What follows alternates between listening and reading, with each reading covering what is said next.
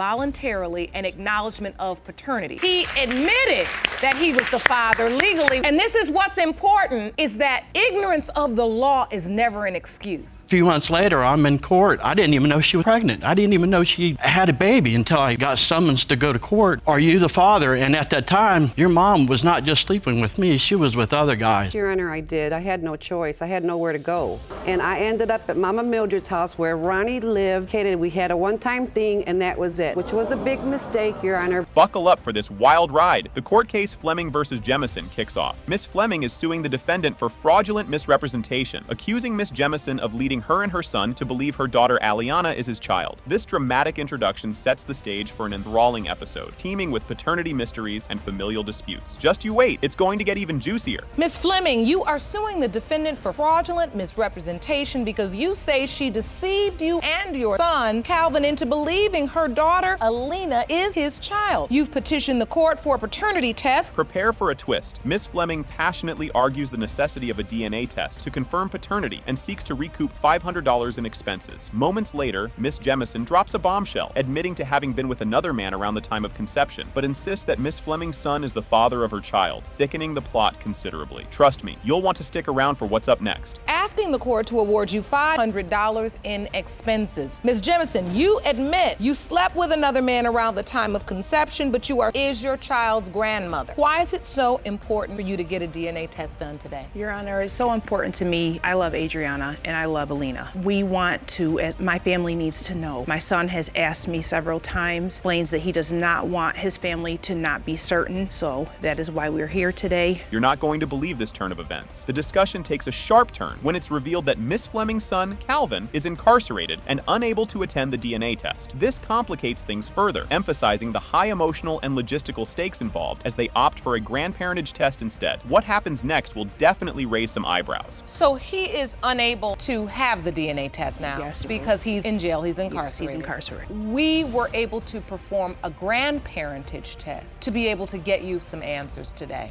Thank you. Things are heating up now. The court dives into the messy relationship dynamics and the complex history between the parties. Miss Fleming's emotional investment and her deep-seated suspicions shed light on the personal and excruciating aspects of the paternity dispute over Aliana. And guess what? The drama escalates from here. What is your relationship with Alina right now? When all of this stuff first came out and I found out that my son could possibly have, I wasn't certain. Adriana was very honest about that she wasn't 100% sure. So we kept our distance. We've gone through and she's here and she's born and we've had reason to believe that she is ours. I've spent time with her and gotten married to her and I do love her. Get ready for some science with a side of drama. The court zeroes in on a genetic trait, an extra digit, purportedly linking the child to Calvin. This genetic clue becomes a pivotal piece of evidence wielded by both sides, showcasing the intersection of medical knowledge and personal convictions in the case. Brace yourself, because the tension is about to skyrocket. I know because my daughter was a 6 digit, the extra digit, genetic past the father's side of family. Your Honor, I'm a nurse and I know that it can't just be there. My son's grandmother is a female and if she to her family, how can it only be passed by a male? There's also other reason with a genetic trait from my son because we were in the delivery room when Adriana was having the baby. The plot thickens. The intensity mounts as both parties spar over whether Aliana physically resembles their respective family members. This segment illuminates the subjective and often contentious nature of using physical traits to establish paternity, with both sides convinced of their narratives. The next segment, it's a doozy. He told me if something's wrong with your baby, that don't run in my family. I just called Calvin and I asked him, I said, does anybody in your family has an extra digit? He says yes. Then later on in the evening, has the same exact digit, in the same exact hand, in the same exact spot. And I've been with Calvin for 2 years now, on and off, dude. Like I see the resemblance. She does look just like me, but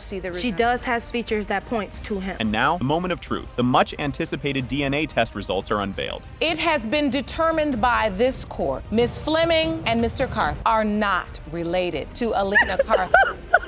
You won't believe what's starting up here. The episode kicks off with the introduction of the case, Miles v. Turner, where Mr. Miles steps forward with a bold claim to establish paternity for Christine Turner, who is now 37 years old. The court, under the watchful eye of Judge Lauren and the court officer Jerome, gears up to dive into the details of this emotionally charged case. This sets the stage for a deeply personal and emotionally intense legal battle over paternity. The stakes are high, and it's about to get even more gripping. Stay tuned. You are in court today to prove to your 37-year-old daughter, Christine mean that you father. Yes, ma'am. You admit you initially denied paternity when she was a baby, are here to right your wrong. Now wants to prove you are not her biological father. What's she going to say to that? Christine Turner hits back with strong doubts about Mr. Miles being her father, influenced heavily by her mother's claims and Mr. Miles's lengthy absence from her life. She demands answers about his sudden interest after so much time, confronting him directly in the courtroom. This moment spotlights the deep emotional and psychological impact of the paternity dispute on Christine. Buckle up, because the emotional roller coaster is picking up speed. I don't believe you're my father. My mom says you are not my father. You've been absent for 37 years. Your mom said that I was your father. Why she changed her story, I have no idea. But that's not the truth. Be able to look for you because I wanted to see who you are and who your family was. It took you 37 years to do that? Back when all of this started, I was young and I was stupid. I mean, I was 17 years old when I met your mom. Didn't see that backstory coming. Mr. Miles unpacks his youth, painting a picture of a brief, chaotic relationship with Christine's mother, which unexpectedly thrust him into legal and paternal challenges. He details his youthful naivety and the messy relationship dynamics that led to his initial paternity denial. His explanation adds layers to the understanding of his past actions and the complexities entangled in the case. Hold tight. Christine's emotional testimony is about to tug at your heartstrings. No idea even what I was doing in life. And I'm hanging with my friends, and that's when I met your mom. I loved your mom at the time. I really did. But she got mad about something. I don't know. We ended up breaking. A few months later, I'm in court. I didn't even know she was pregnant. I didn't even know she had a baby until I got summons to go to court. Are you the father? And at that time, your mom was not just sleeping with me. She was with other guys. This part hits right in the feels. Christine opens up about the challenges of growing up fatherless, detailing her academic struggles and the emotional toll it took on her, including time in foster care and extensive therapy. Her raw emotional testimony highlights the profound, long-term impacts of parental absence on her life. This potent moment drives home the deep personal stakes involved in paternity cases. Just when you think you've caught your breath, a financial bombshell is about to drop. Really bad as a student. I got in a lot of trouble. I went to foster care 4 years. I went through lots of therapy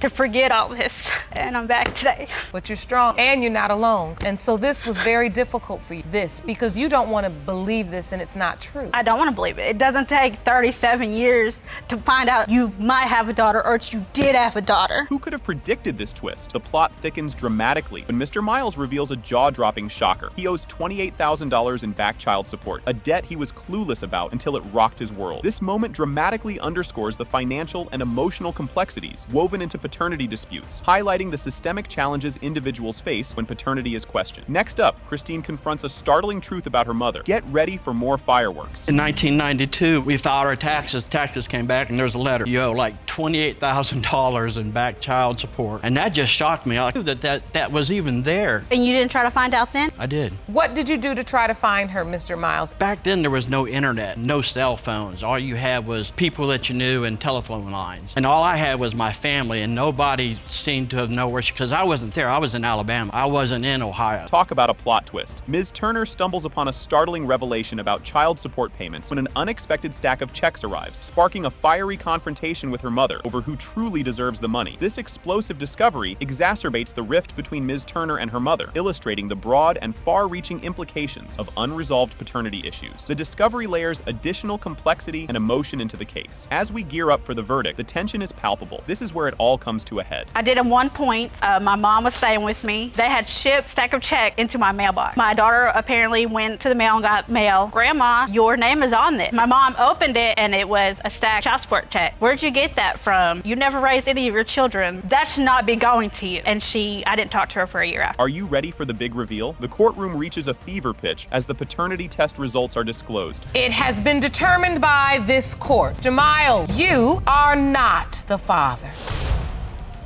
Can you believe this? Right out of the gate, Mr. Ellis and his brother drag their mother into court to unravel a family mystery about their dad, thinking it might actually be their uncle. They've been wrestling with this suspicion about their dad for years, and now it's time to settle it once and for all. Grab your popcorn because you're not going to want to miss what's next. Mr. Ellis, you and your brother have brought your mother to court today because you say you've always believed the man in this photograph is your father. Then, just recently, you learned that your biological father may actually be your father's brother. You've got to hear this bombshell. Mrs. Shivers spills the beans, admitting she had a fling with not just her husband, but his brother too. She kept this juicy secret from her sons all their lives, seeking DNA tests today to uncover the truth and hopefully get a little forgiveness. Buckle up, because the roller coaster is just leaving the station. Mrs. Shivers, you confess that you slept with both your ex-husband, his brother. Yes, Your Honor. You admit you kept that secret from your sons throughout their lives. Now you Honor. say you're seeking DNA results to discover the truth and beg for their forgiveness. Just when you thought it couldn't get more twisted, we dive into how the brothers stumbled upon their mom's big secret during a tipsy confession from Uncle Ronnie at a family BBQ. It turned a casual family gathering into a full-blown soap opera episode. Hold on tight, the next revelation is just around the corner. We were at a family gathering, just having some drinks or whatever, and Uncle Ronnie came up to me and said, I'm your son. Basically like a family get-together. It was a family function. You know how people get when they, indulge or whatnot, so he approached my brother. It's not the truth. Believe whatever you want to believe. Okay, we're leaving the door open. Assume what you want to assume. Yeah. He assumes Ronnie's his dad. Get ready for a backstory that could rival any daytime drama. Ms. Shivers shares her harrowing tale of survival, making choices out of desperation with both brothers, which paints a complicated picture of her past. It's a mix of regret and do what you gotta do. The saga continues, and trust me, it's a doozy. Yes, Your Honor, I did. I had no choice. I had nowhere to go. And I ended up at Mama Mildred's house where Ronnie lived. We had a one-time thing, and that was it, which was a big mistake, Your Honor. I did what I had to do to keep a roof over the hip for Eugene. You know what? My mom did everything in her power and her will and everything to take care of us. It ain't nothing like that. We just want to know what's going on. My brother feels a certain way about something. We're here to address that. This part really tugs at the heartstrings. The conversation turns to how Dad might have shown favoritism, suggesting that the family dynamics are more like a Shakespearean tragedy than a happy family portrait. The emotional depth here is thicker than a bowl of oatmeal. The next twist, it's a real cliffhanger. So that made me feel some type of way as well. Unfortunately, we had to take a trip down the road. And my father, he wrote me more than he did my brother, you know what I'm saying? And that's your child, you're supposed to be there through thick and thin like my mom, I heard from her every day of, that when we were in that situation, he didn't reach out to my brother at all, not really like, damn. And Ronnie's always been there, right? Yeah, and Ronnie's always been there the no one. matter what. Things are heating up. The court decides it's time to bring Uncle Ronnie into the mix to see if he might just be dad material after all. This direct confrontation could change everything about Arthur's paternity. You won't believe what's coming. Prepare for an earth shaker. We are here with Eugene and Arthur talking about the issues surrounding their paternity, and we're also here hearing testimony from Ms. Shivers that it makes sense of all of the confusion. She slept with you, your brother, and now you may potentially be Arthur's father. Agree with this? Is this your understanding that you could potentially be this young man's biological father? Yes. Oh, and just when you think you've heard it all, Ms. Shivers throws another curveball into the mix, introducing us to a potential father named Cool Breeze. Yes, that's his name. And yes, it's adding even more spice to this already sizzling story. You'll need to see the next bit to believe it. I met him when I was waitressing in the restaurant, and he ran a big hotel, gave me jobs and stuff. That's when Eugene was like about 4 or 5, where we had a few drinks and we did have intimacy. He died, it might be a possibility. When I was staying at Mama Mildred's with Ronnie and everybody, applied food and did whatever, right, Ronnie? Mama Mildred's medicine, all of that. The one who hired me, he was giving me the job. As the truth bubble is about to burst, everyone in the courtroom holds their breath. The judge is about to drop the DNA results that could finally untangle this messy family web. Are you ready for this? Because the truth is just a drumbeat away. You learned in this courtroom for the first time that your mother said John Ellis may not be your biological father. That's my dad. Here are the results. In the case of Eugene Ellis v. Shivers McClellan, pertaining to whether John Ellis is your biological father, it has been determined by this court, John Ellis is your father. I knew that. And boom goes the dynamite. DNA results are in. It has been determined by this court, John Ellis is your father.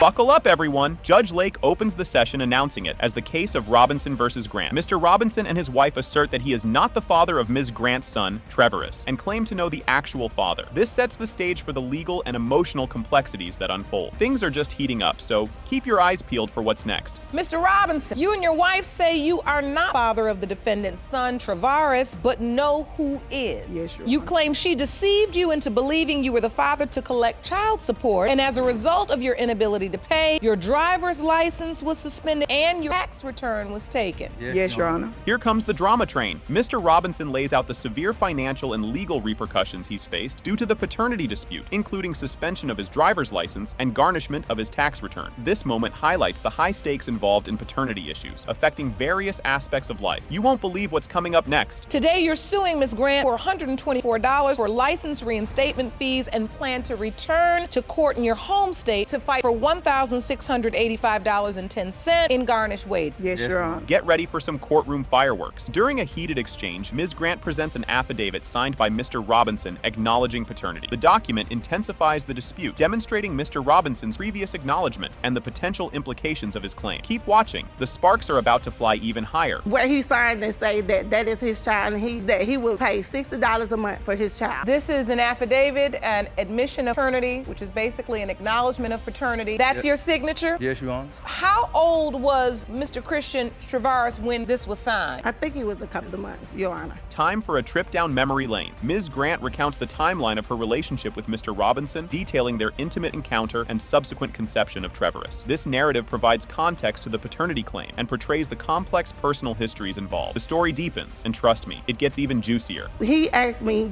he said, you know my birthday is next month. I said, no. He said, yeah, it's November the 28th. He said, can we get together for my birthday? So in November, we got together in the backseat of his Burgundy Bonneville. That's where Travaris would conceive. Finished having sex. He looked me in my face and he said, Tisha, you are pregnant. Enter Mr. Ellis. With a plot twist, the court hears from Mr. Ellis, who denies claiming paternity, but acknowledges a past relationship with Ms. Grant. This introduces another layer to the paternity puzzle, complicating the emotional and familial dynamics presented in the case. Wait till you hear what he has to say. It's a real doozy. No, that's a lie. He approached me. He came to me and he said, I heard that Martez was, I said, well, hey, man, hey, look, I didn't tell you to go up there and sign them papers. You know, I feel he is my son because of his mom approached me and said one. And now, for the moment of truth, sort of. Judge Lake explains the legal ramifications of Mr. Robinson's acknowledgement of paternity, resulting in the denial of his claim for financial relief. This ruling underscores the legal binding of acknowledged paternity. Despite biological discrepancies, the climax is just around the bend, and it's a real shocker. And Mr. Robinson, $124. You have to apply to get his driver's license reinstated. Failure to pay his support. And you believe that this was not lawful because he really is not the father. I know exactly why. He's on child support voluntarily, an acknowledgement of paternity. He admitted